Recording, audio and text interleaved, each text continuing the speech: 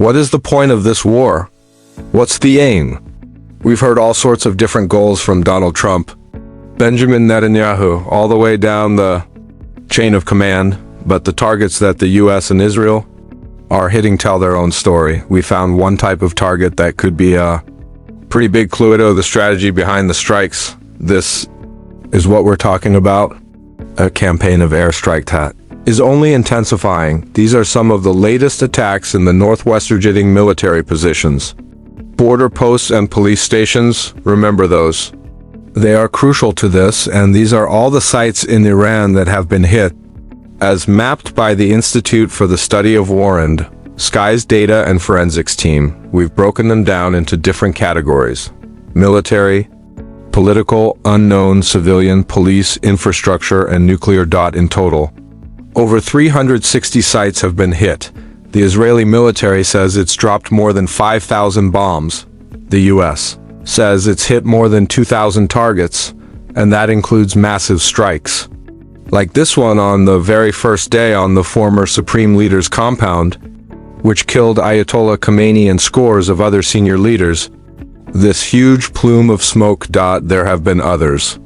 An office of the Iranian Revolutionary Guard called the IRGC, the force that plays a crucial role in supporting and enforcing the Iranian regime, or this hospital, which sustained damage when the Iranian state broadcaster nearby was hit.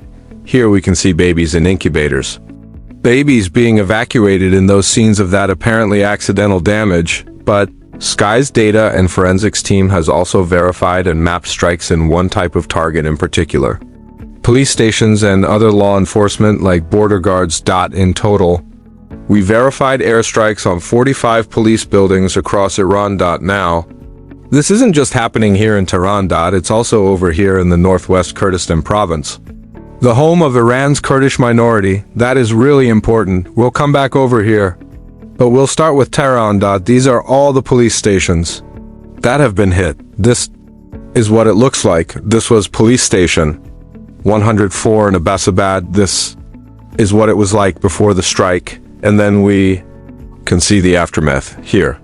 You can see it has been completely destroyed. Now, if you look at the White House's official war aims, which took a few days to publish, they've defined them here on social media: destroy the Iranian regime's missiles, annihilate their navy, ensure their terrorist proxies can no longer destabilize the world, ensure Iran can never obtain a nuclear weapon. You might notice there is one thing missing from this list, and that is regime change. Israel, though, has been less coy. This is Benjamin Netanyahu on social media saying, "Our joint action will create the conditions for the brave Iranian people to take their destiny into their own hands. The time has come for all parts of the Iranian people to cast off the yoke of tyranny and break the law. And bring about a free and peace-seeking Iran. So, how do police stations fit into that?